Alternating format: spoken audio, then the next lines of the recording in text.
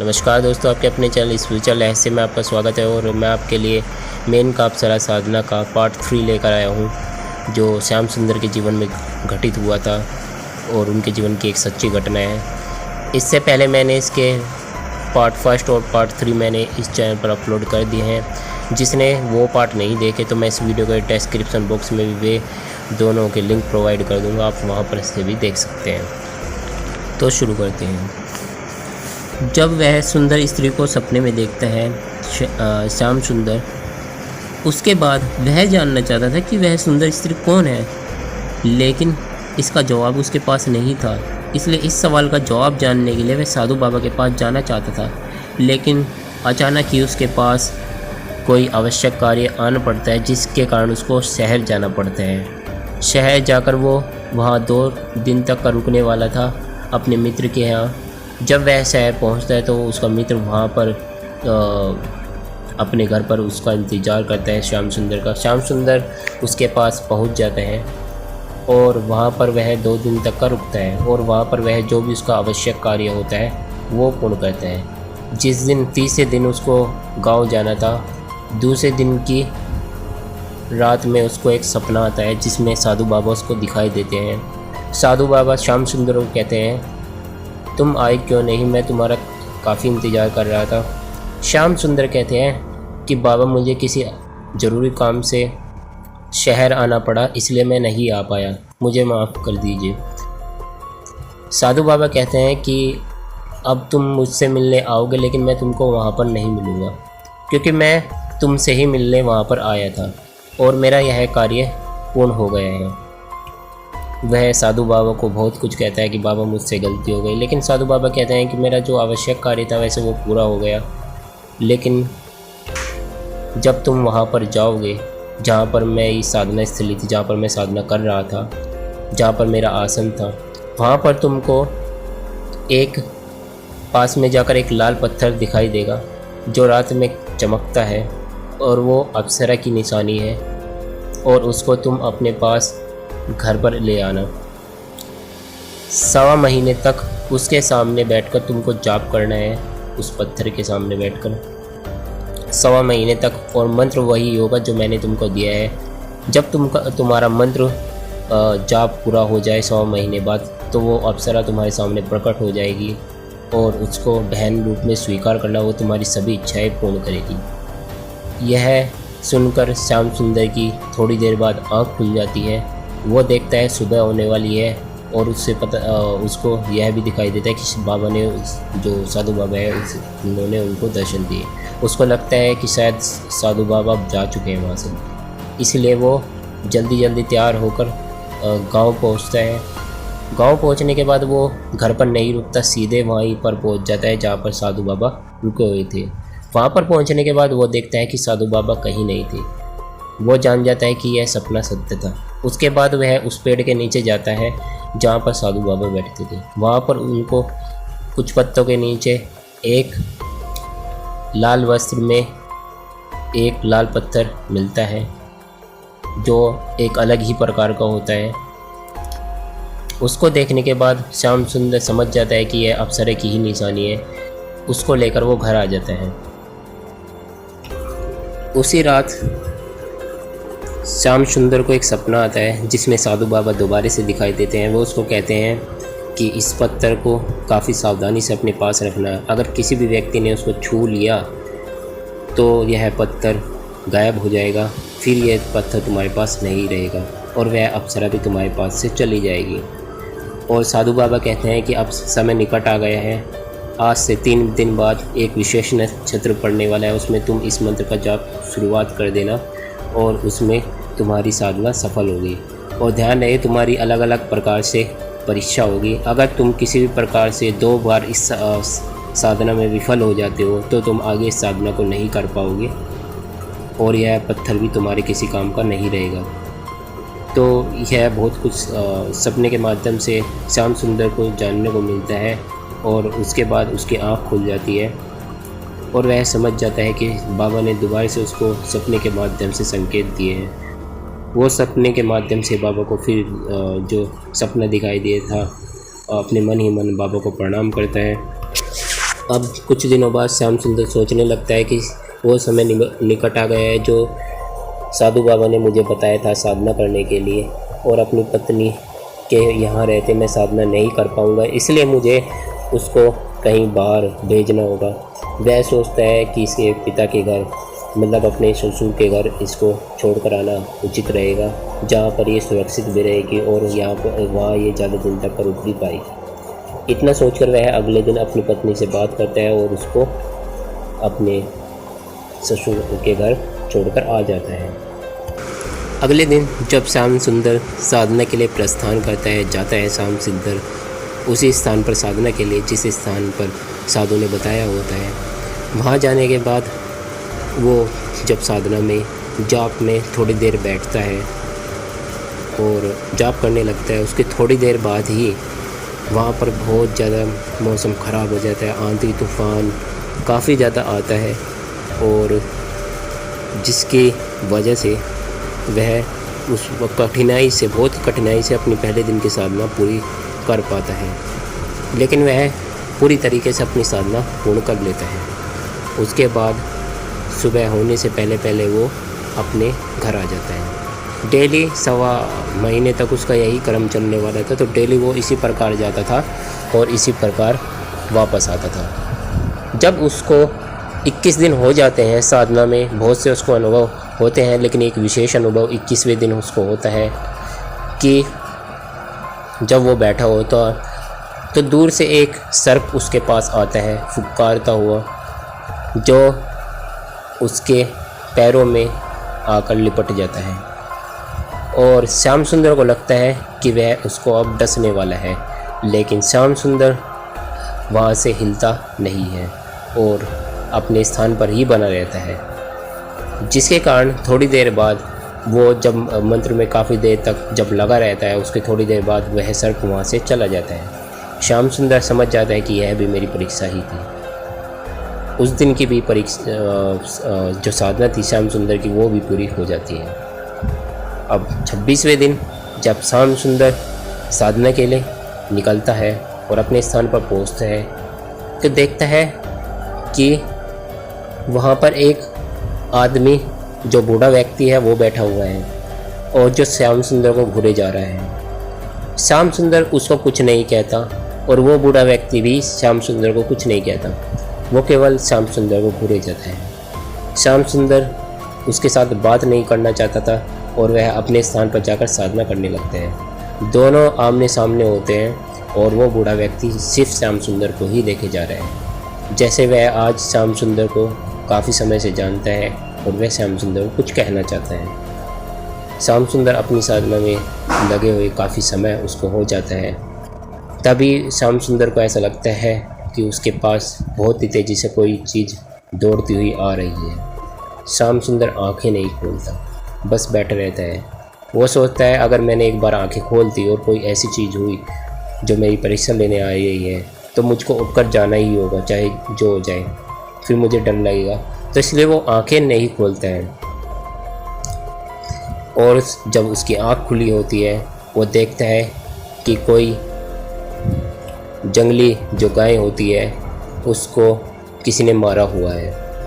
वो उसके पास ही पड़ी होती है और वो देखता है कि शायद उस बूढ़े व्यक्ति ने ही उसको मारा हुआ है और वो उसकी रक्षा के लिए आया है। तो वो उस दिन की भी साधना इस प्रकार उसकी पूरी हो जाती है, वो अपने घर आ जाता है। अब जब उसकी 31वें दिन की साधना होती है, तो उसके पास ऐसा लगता है उसको कि कोई बच्चा उसके पास आया हुआ है। वो उसके पास रो रहा है। श्याम सुंदर साधना में बैठा हुआ है, वो कुछ नहीं बोल सकता, लेकिन वो आंखें खोलकर देखना चाहता है, लेकिन इसलिए नहीं देखता, अगर उसने आंखें खोलकर देख ली तो शायद उसे लगता है उसकी साधना खंडित ना हो जाए। थोड़ी देर बाद श्याम सुंदर को एहसास होता है कि कोई उसको छू रहा है, कोई मुलायम मुलायम हाथ उसको छू रहे हैं। कभी उसको हाथ पर कोई स्पर्श कर रहा है, तो कोई उसको कभी पीछे से कोई स्पर्श कर रहा है। उसको अलग अलग प्रकार से उसको एहसास हो रहा है कोई उसको छू रहा है, लेकिन वो आँख खोलकर नहीं देखता। और इस प्रकार जब वो काफ़ी देर तक बैठा रहता है तो फिर थोड़ी देर बाद उसका मंत्र जाप पूरा हो जाता है। वो आँखें खोलकर देखता है तो उसको आसपास कोई नज़र नहीं आता और इस प्रकार उसकी साधना उस दिन की भी पूरी हो जाती है। अब वो घर आ जाता है। अंतिम दिन साधना का काफ़ी उसके लिए अलग होता है, क्योंकि श्याम सुंदर दास साधना के लिए हमेशा रात्रि में ही जाता था। वह रात्रि के 11 बजे के बाद या 12 बजे के आसपास ही साधना के लिए वो जाता था। यह समय रात्रि का उसके लिए रहता था और 3 बजे के आसपास तक वो साधना करता था। उस दिन कुछ इस प्रकार होता है, जिस दिन उसका अंतिम दिन होता है साधना का, उस दिन वह घर से निकलने ही वाला होता है, तभी उसको पास में एक कन्या दिखाई देती है बैठी हुई उसके घर के पास, जो रो रही होती है। श्याम सुंदर दास उसको देखकर उसके पास जाता है। उसको लगता है कि यह लड़की रास्ता भटक गई है। उसको लगता है कि यह आसपास के ही किसी गांव की लड़की होगी, तो वह उसके साथ जाकर बात करता है। तो वह लड़की कहती है कि मैं रास्ता भटक गई हूँ और मुझे नहीं पता मेरे माता पिता मुझे कहाँ छोड़कर चले गए, मेरे माँ बाप कहाँ छोड़कर मुझे चले गए हैं और मुझे अपने घर जाना है। श्याम सुंदर दास कहता है कि तुम आज रात यहाँ रुक जाओ, अगले दिन सुबह मैं तुम्हें वहाँ पर छोड़ आऊँगा जहाँ तुम्हारा घर है। वह लड़की देखने में 16-17 साल की थी और इतनी सुंदर वो जान पड़ती थी और श्याम सुंदर दास का मन उसकी तरफ उसको देखकर काफ़ी आकर्षित होने लगा। उसका मन उसको देखकर उसकी तरफ, उसके रूप लावण्य को देखकर उसकी तरफ काफ़ी ज़्यादा वह अपने मन को वश में नहीं रख पा रहा था और वह उसको अपने घर के अंदर ले जाता है। उसके तीखे नैन नक्श और गुलाबी होठों को देखकर और उसकी सुंदरता को पर मोहित होकर श्याम सुंदर दास उससे और भी बहुत सारी बातें करते हैं। वह लड़की बहुत सी बातें श्याम सुंदर के पास साथ करती है। अब वह लड़की श्याम सुंदर के साथ बात करती हुई कहती है कि मैं अकेली यहाँ पर नहीं रुकूंगी। श्याम सुंदर दास कहता है कि तुमको आज या रात यहाँ पर रुकना होगा, मैं कुछ समय बाद यहाँ पर आ जाऊँगा, क्योंकि श्याम सुंदर दास को साधना के लिए जाना होता है। लेकिन वह लड़की कहती है कि तुमको मेरे पास रुकना चाहिए, क्योंकि मैं डरी हुई हूँ, घबराई हुई हूँ और तुमको आज रात में भी यहाँ से नहीं जाना चाहिए। तो श्याम सुंदर दास को बहुत सी बातें कहकर वो लड़की वहाँ पर रुकने का प्रयास करती है। बहुत सी बातों को सुनकर श्याम सुंदर दास वहाँ पर रुक जाता है। जब श्याम सुंदर दास वहाँ पर उसके पास रुक जाता है तो वह कहती है कि आज तुम्हें मेरे पास लेट जाना चाहिए। श्याम सुंदर को वह अपने पास लेटने के लिए कहती है, लेकिन श्याम सुंदर दास पहले उसको मना करते हैं। लेकिन कब तक वह अपने मन को रोके रखता, वह उसके प्रति उसके आकर्षण में फंस ही गया था और वह उसके पास लेट जाता है और वह लड़की उसके साथ खेलने लगती है श्याम सुंदर दास के साथ और वह उसको छूती है अलग अलग जगहों पर और इस प्रकार श्याम सुंदर दास भी उसकी तरफ बहुत ज़्यादा आकर्षित हो जाता है। वह वहाँ पर दोनों के बीच संबंध बन जाते हैं। सुबह जब श्याम सुंदर की आँख खुलती है तो वह देखता है कि वहाँ पर कोई लड़की है ही नहीं।